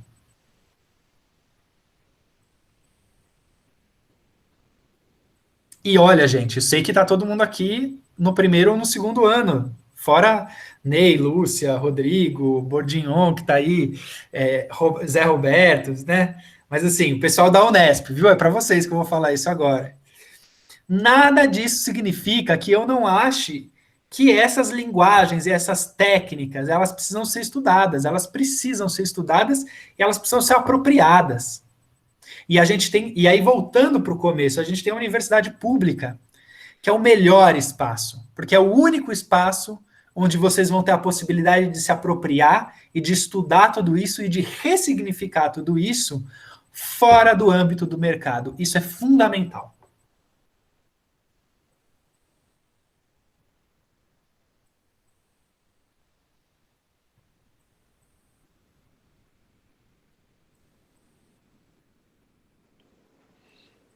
Em todos os sentidos, né, Diego? Eu fiquei pensando, por exemplo, no esforço recente da Dodge Leal de descolonizar vários termos, né, várias percepções sobre esses elementos que compõem a cena, né, da iluminação ao trabalho do ator-atriz, né, esses corpos em cena, né, acho que tem tudo a ver com isso também, né, uma descolonização dos corpos também, né, do modo de estar ali, né. E é só na universidade que a gente tem conseguido fazer isso, né? Fora do apequenamento da lógica da mercadoria, né? Que coloca uma agenda que é totalmente adversa a isso, né? E que não respeita o tempo que isso exige, né? Porque, de algum modo, isso que a gente está fazendo agora também são séculos, né? De sedimentação do conceito que, de algum modo, a gente está tateando agora como subverter isso, né? E toma tempo, né? Toma muito tempo. E eu acho que o trabalho da Dodge é fundamental nessa hora. Né? E assim, claro, tem um quê de. Tem um quê de distanciamento para usar, de desidentificação para usar. É a palavra que eu estava usando, né? Esse termo, para que vocês saibam, é um termo que foi criado por um grande teórico da performance, da teoria queer, chamado José Esteban Muñoz, num livro chamado Desidentificações, e ele está analisando o teatro queer, o teatro transviado dos Estados Unidos no final do século XX. E ele vai mostrar esse procedimento de desidentificação como sendo um procedimento importantíssimo para ressignificar e repensar isso. Então, causa uma estranheza, né? A Dodge propõe vários termos que eu amo, mas que para muita gente são estranhos, mas ela está apontando para esse lugar também, né? Ela está apontando, olha, eu estou usando esse termo, eu já vi ela falar isso, estou usando esse termo porque, por enquanto, não tem outro. Mas, né, é uma crítica em movimento. Eu acho muito legal isso. Maravilha. A gente tem uma pergunta aqui, né, da Fernanda. A Fernanda levantou a mãozinha. Fica à vontade, Fer. Oi, gente. Oi, Rodrigo. Tudo bem? Saudade. Oi, Diego. Oi. Aqui pensando, tentando absorver muita informação interessante que você passou. E aí agora me veio uma questão. Pensando em decolonização, pensando no público, né? Pensando no público especificamente pobre, de periferia, com pouca educação, que sempre escutou que teatro é coisa de gente rica, de gente branca, de gente educada. Eu não tenho nem roupa para poder ir ao teatro, que só vai a um cinema se tem um cinema com um filme que tem um ator-atriz da comédia atual, pensando nesse ponto de... Porque isso também pode ser uma colonização de um outro sentido, né? Tipo assim, eu só vou ver o teatro se for um musical com o ator da novela. Eu só vou ver um cinema se for com a atriz de tal novela. Então, é muito... numa caixinha também pode ser numa caixinha. Então, como é que fica essa decolonização para o público que já vê o teatro como algo totalmente colonizado? Eles não pensam assim com essa palavra, provavelmente, mas como é que fica essa decolonização para esse público que se subjuga não inteligente para isso não é para mim, isso não é para você, eu não vou, eu não tenho para isso. Como é que fica isso na cabeça dessas pessoas? Obrigada. E Fernanda, massa, muito, muito, muito importante essa pergunta. Eu acho que, assim, para pensar no público, a gente precisa pensar no teatro, além de pensar no teatro como como uma máquina de colonização, com uma possibilidade de descolonização, né, ou como possibilidade de descolonização, a gente precisa entender o teatro, historicamente, como um instrumento de hegemonia da classe dominante, né? Então, o que significa a hegemonia da classe dominante? Significa que o teatro, ele é só um lugar onde são reproduzidas as ideias ou a ideologia da classe dominante? Não, significa mais que isso. Ser um instrumento de hegemonia significa que ele faz parte do status quo. Então, se a gente vai, por exemplo, em países como da Europa, ou a Rússia, ou lugares onde o teatro efetivamente cumpre esse papel de instrumento de hegemonia, a gente vê que as pessoas vão ao teatro porque deve-se ir ao teatro. Não porque o teatro é legal. Porque é de bom tom ir ao teatro. Né? Tem uma professora russa nossa, a Helena, minha e do Rodrigo, que ela fala, na Rússia o teatro é como futebol. As pessoas vão. Mas é porque o futebol aqui é um instrumento de hegemonia também. Entende? Porque se considera, é importante torcer. Eu odeio futebol, eu não sei um jogador, mas se alguém me pergunta, automaticamente eu falo, eu torço pro Palmeiras. Por quê? Porque meu pai me ensinou quando eu era criança, que ele torcia pro Palmeiras, entendeu? Então, assim, eu não torço pro Palmeiras. Mesma coisa com o teatro. Ele é esse instrumento de hegemonia, que gera um status quo, que a pessoa vai, etc. Só que no caso particular do Brasil, ele não consegue chegar, porque ele é tardio. A implantação do teatro no Brasil em relação aos outros países, ela é tardia, ela acontece no século XX, quando a tecnologia está muito mais avançada.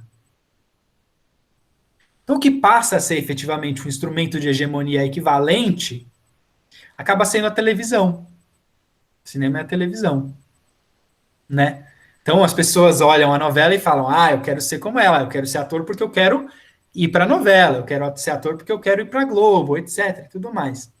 Eu acho, para responder a sua pergunta, Fernanda, que, e daí tem um ranço, tem um resquício, nos últimos anos, claro, tem essa indústria toda que chegou aqui dos musicais, etc., que também portam um pouco esse caráter de instrumento hegemônico, né? Porque as pessoas querem ir ao teatro para ver tal, porque é da Broadway, etc. Ok. Mas a gente tem um teatro moderno, de fato, e que é esse instrumento muito parco, muito precário. A gente não tem um teatro de repertório. Então talvez, aí para começar a responder a sua pergunta, talvez a questão seja se aproveitar dessa circunstância. Que eu acho que é uma coisa que os grupos de teatro da cidade de São Paulo fazem bem, alguns. Principalmente os ligados à periferia. De ter um trabalho na comunidade onde eles estão inseridos. E de ver a obra de teatro, né, ou a peça, que é o espetáculo, digamos assim, como uma ínfima parte de um processo maior de criação da comunidade ali dentro. Então você pega, por exemplo, um coletivo teatral como o Dolores Boca Aberta, por exemplo, que está lá na Zona Leste. Tem lá o centro cultural deles, o Vento Leste. Os espetáculos são lotados dos moradores da região, lá em Guaianazes. Lotados. Quando eu fui ver a saga do Menino Diamante, olha, já faz tempo isso, é um espetáculo antigo deles. Era uma coisa assim, o espetáculo era feito pela própria, claro, era feito pelos autores, mas era feito pela própria comunidade. Por quê? Porque aquele processo tinha sido concebido não num processo estritamente teatral, onde eu chego e falo, vai ter uma peça de teatro, vamos lá. Mas teatro não é para isso, teatro é só para, teatro não é para você, teatro é só para não sei o quê, teatro não. De colocar esses procedimentos e de trabalhar esses procedimentos dentro do cotidiano daquela comunidade. Então, eu acho que isso. Aí pode ser, gente, viu, Fernando? Pode ser que daqui a 100 anos, para ser um pouco tchecoviano, pode ser que daqui a 100 anos isso nem chame mais teatro. Chame outra coisa. Entendeu? Mas eu acho que tá por aí, assim. Não sei se eu respondi, se eu confundi mais ainda. Diego, a gente tem mais uma perguntinha aí da Priscila no chat. Eu vou ler. Manda. Caso alguém não esteja conseguindo visualizar a pergunta aí. Você falou que depois da Revolução de Outubro as finalidades foram readequadas, mas as estruturas foram mantidas. Você acha que daria para dizer que nos espetáculos de massa feitos nas ruas há um princípio de mudança no nível da estrutura? Sim, com certeza absoluta. Com certeza absoluta. Nos espetáculos de massa, tanto que os espetáculos de massa depois eles são descontinuados. O que eles são preteridos em relação aos espetáculos tradicionais, né? Mas os espetáculos de massa, com certeza. E os espetáculos de massa, eles trazem questões que são questões típicas da periferia teatral. Então, se a gente pega, por exemplo, um espetáculo como... Para pegar o mais famoso, a Tomada do Palácio de Inverno. Acho que quem já estudou alguma coisa de Revolução Russa deve saber desse espetáculo, que foi um espetáculo com quase 100 mil atores, que reencenou a Revolução de Outubro, a tomada do Palácio de Inverno, que era a sede do governo czarista. Priscila Marques é você! Claro! Agora que eu vi o vídeo. Que retomou o Palácio de Inverno, que reencenou a tomada do Palácio de Inverno, construiu na frente do Palácio de Inverno um grande palco, e o diretor ficava, a Praça do Palácio de Inverno tem uma grande torre. O diretor ficava de cima da torre com umas plaquinhas dirigindo a multidão. Era como se fosse um daqueles caras de aeroporto, sabe? Que fica tipo assim, fazendo para lá, para cá, para cá, para cá, para cá, para cá, para cá. Só que os espetáculos de massa eles tinham uma particularidade. A grande maioria das pessoas que atuava nesses espetáculos eram as próprias pessoas que tinham vivido aqueles eventos. E isso muda tudo. Tem um estúdio de espetáculos de massa que é de um cara chamado Sergei Mamont. Não é Mamontov. Ele tinha outro nome, o pseudônimo dele era Mamont, de mamute. Que ele reencenou uma das batalhas mais sangrentas da Guerra Civil. E ele criou uma estrutura que era uma estrutura de um platô dividido em vermelhos e brancos. E todos os vermelhos necessariamente deveriam ser pessoas que participaram da Revolução e da Guerra Civil. Eles não podiam usar figurinos. Os figurinos deviam ser os próprios uniformes que eles já tinham. Eles usavam armas de verdade, não eram armas de mentira, eram armas de verdade descarregadas. E os brancos eram feitos por atores, que usavam os procedimentos do grotesco, desenvolvidos por Taírov, pelo Meyerhold, etc., para representar os brancos. Esse espetáculo foi um dos maiores sucessos. Foi um dos maiores sucessos da história dos espetáculos de massa. Fala-se pouco sobre ele. Mas aqui tem uma coisa interessante, que dispara-se, vem a partir do comum, da comunidade, aqui posta, claro, no contexto de uma revolução socialista, ou seja, amplificada talvez a enésima potência, o contexto do comum, do que é comum, da experiência comum, da comunidade, gera a identificação, e gera o estilo, e gera a interpretação.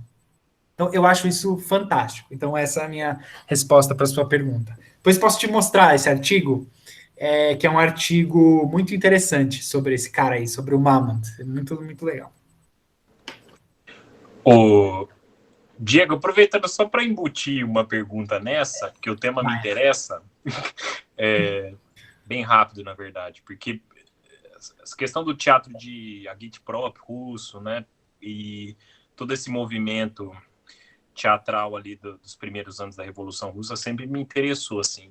Eu sempre fiquei com uma questão, se em alguma medida esses grandes espetáculos de massa, né, que se tornaram uma tônica ali num determinado período, não surgiram também como uma espécie de grande ritual cívico, um monumentalismo de Estado, que com o tempo passou a sufocar outras iniciativas que me pareciam muito mais interessantes do teatro de grupo, de agitação e propaganda, no estilo do Blues Azul e toda aquela efervescência, a ponto de você ter mais de 6 mil grupos ao redor de toda a Rússia num determinado período que surgiam espontaneamente, assim, uma coisa incontrolável até, né? Numa lógica de produção horizontal, a partir dos locais de trabalho, mas também a partir de demandas do momento, que definiam o tipo de dramaturgia, trabalho corporal e etc. E pessoas que, inclusive, se alfabetizaram nesse processo de formação desses grupos de estudo da dramaturgia.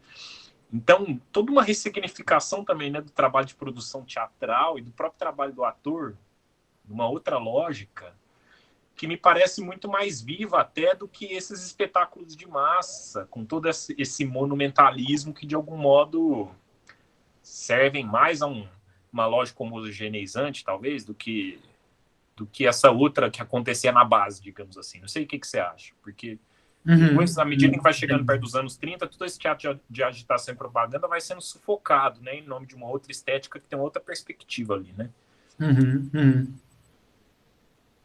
A Lúcia levantou a mão. Será que a Lúcia fala também? Aí eu já falo tudo ou como é que faz? Bora, e aí acho que a gente já pode fechar, né? Se tiver alguma questão depois da Lúcia, a gente já... Você vê só se cabe aí pensar sobre isso, mas eu fiquei pensando aqui, se existe uma comunalidade que a gente poderia definir como uma classe de atores e atrizes, se isso também não é um comum, né? Porque eu estou entendendo que você está definindo o comum como um grupo teatral, ou vamos dizer, um grupo que se identifica por alguma, sei lá, uma classe de mulheres, ou uma classe de pessoas negras, mas e a classe dos atores, né? Mas eu apresentei um projeto aqui para a ProEx e eles recusaram, eles diziam que eu não atendia a comunidade, porque era um projeto para atores e atrizes. Então, é um projeto de extensão. Sim, E sim. aí eu Nossa. precisei recorrer para provar que existe uma comunalidade entre atores e atrizes, né? Então, sei lá, se você tiver nessa ideia do comum, que é tão bonita que você está trabalhando aí, se isso existiria. Ótimo. Massa. Tá, então vamos lá. Cara, o agitprop é uma viagem, né? Uma coisa muito legal de estudar. Muito legal de estudar. Depois eu posso até passar em 2018, 2018 ou 2019, não lembro mais, 2018, eu fiz uma fala só sobre o agitprop lá no Rio de Janeiro, lá na escola do Gel e do Julian Boal, na Escola de Teatro Popular, ali na Lapa. E aí ali deu para falar muito sobre o agitprop e tudo mais. Mas, basicamente, sobre esse tema, o que eu acho, Rodrigo, é o seguinte: eu acho que tinham duas tendências conflitantes ali, disputando a hegemonia no CTO, exatamente, Ney, no CTO. Duas tendências conflitantes legítimas, disputando a hegemonia ali no processo revolucionário. Uma que era uma tendência anterior, ligada ao pensamento revolucionário do século XIX, e ao naturalismo, e ao teatro, de arte de Moscou, e etc., né? E uma outra que nasceu em 1905 com os sovietes, que é precisamente o agitprop. Porque o primeiro soviete, que é considerado o primeiro de Ivanov, é o segundo, na verdade, ele tem um teatro, ele tem uma universidade livre, ele tem a primeira universidade livre, ele tem um primeiro teatro operário, ele faz peças, né? Então, toda essa linha do agitprop, ela pode ser remontada ao poder popular mesmo, né? Não foi uma coisa de, porque às vezes a gente ouve, não, então o partido bolchevique falou lá, façam agitação, as pessoas foram lá e começaram a levantar os cartazes e ver formas, ou muito atrelado à vanguarda, né? Tipo, não, a vanguarda então foi para as massas e criou o agitprop. Não, o agitprop já existia. O que aconteceu foi uma fusão formal ali das pesquisas avançadas do Tretьяков, do Kerjentsev, do próprio Meyerhold, com as formas que já tinham sido desenvolvidas ali por esse comum, que eram os sovietes, né? Então eu acho que sim e não para a tua pergunta, entendeu? Porque eu acho que uma outra face disso foram os espetáculos de massa. Os espetáculos de massa, eles não eram, num primeiro momento, eles não eram uma demanda oficiosa, estatal, de cima para baixo. Eles aconteciam.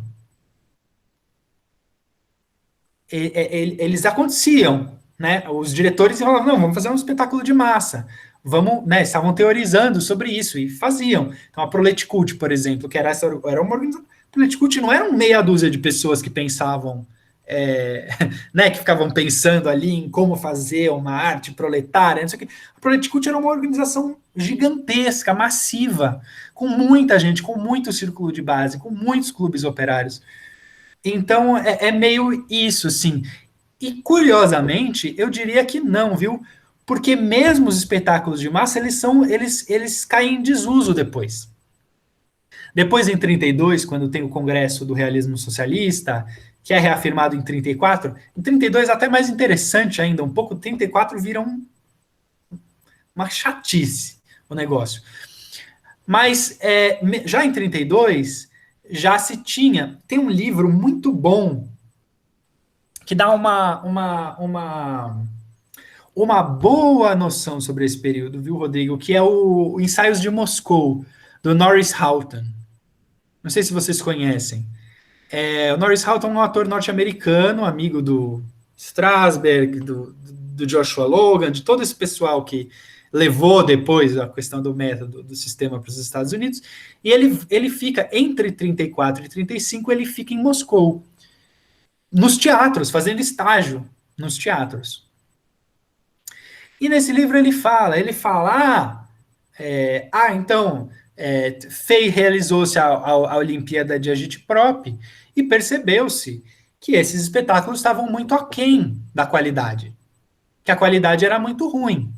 Então, decidiu-se acabar com os círculos de agitprop, acabar com os espetáculos de massa e focar, investir mesmo na educação do ator tradicional. E aí acontece essa ruptura. Agora, não que o agitprop tenha sido abandonado, porque na Segunda Guerra Mundial tinha muito agitprop. Espontâneo. Nas frentes antifascistas. Tinha muito. É uma coisa pouco estudada, mas que vale a pena. Então, eu acho, sobre a sua pergunta, só para terminar, eu acho isso. Eu acho que as monumentalidades criadas como instrumento de hegemonia formal, das quais o realismo socialista obviamente faz parte, porque se você pega um teatro como o Teatro do Exército Vermelho, cabe 5 mil pessoas no teatro, entendeu? Que peça você faz no teatro para 5 mil pessoas? Eu acho que é esse teatro tradicional com a finalidade readequada, mas essa máquina teatral que é posta, e não os espetáculos de massa. Eu acho que os espetáculos de massa eram uma coisa mais viva mesmo do que parece. E aí, para emendar na última da Lúcia, sobre a comunalidade, eu acho totalmente. Eu acho que é exatamente isso. E eu acho que a gente tem uma luta, Lúcia, dessa comunalidade nossa, que tem 2 aspectos aqui, pensando um pouco sobre a sua questão. Eu acho que é uma luta para que a gente transforme essa comunalidade para que a gente abra essa comunalidade. Eu acho que esse movimento tem acontecido nos últimos tempos, né? Então, que a gente saia da comunalidade branca de classe média, no nosso caso, do Brasil específico, com uma hegemonia masculina, mas com muitas mulheres participando dessa hegemonia masculina. Acho que nos últimos anos a gente tem aberto. Então, acho que essa é a primeira coisa. Como que a gente faz com que essa comunalidade seja mais ampla, mais democrática, abarque mais gente? Como é que a gente lida com os problemas dentro dela, etc. E a outra, que eu acho que também faz parte, é a luta dessa comunalidade, ou seja,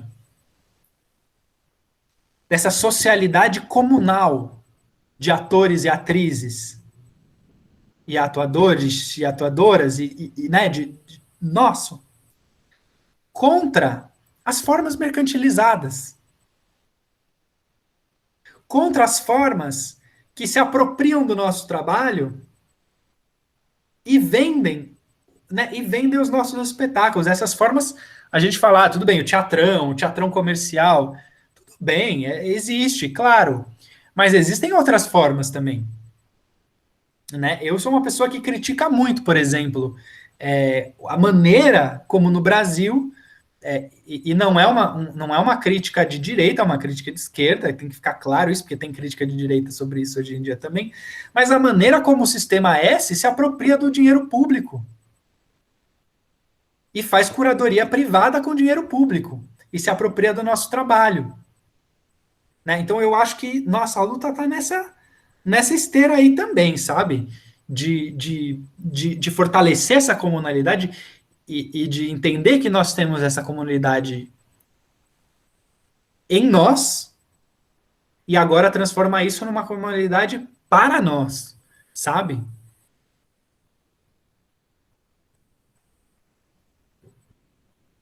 Obrigada, Diego. Maravilha, Diego.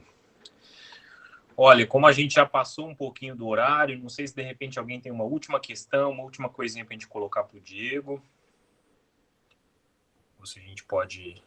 Quando que ele vai voltar? Pergunta para ele. Quando vocês quiserem. Gente, eu tô aqui. Que não quer calar.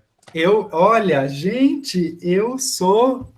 Já falei para vocês logo no começo, sempre que for, podem contar comigo, podem me chamar, estou aqui.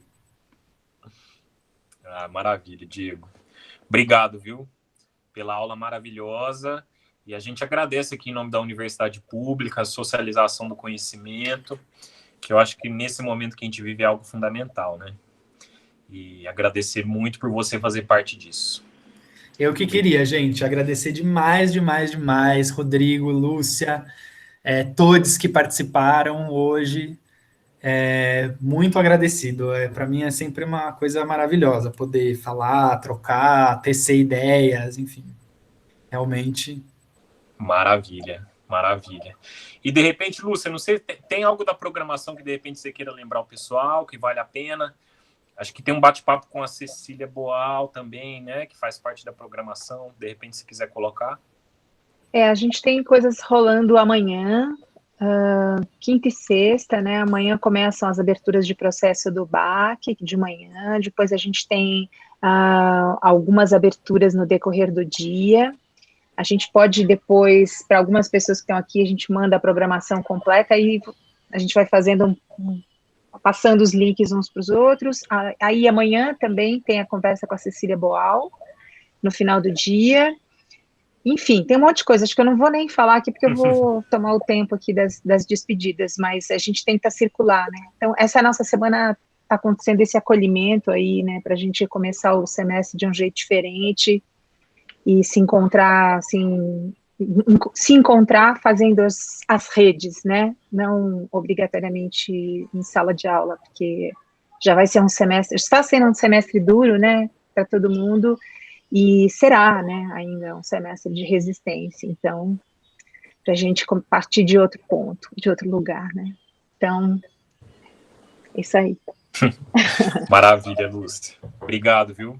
Obrigado, Diego, mais uma vez. Muito obrigada. Nos vemos em breve, gente. Até. Valeu, gente. Obrigado Beijo. pela presença de todos. Tchau. Tchau, tchau, gente. Obrigada.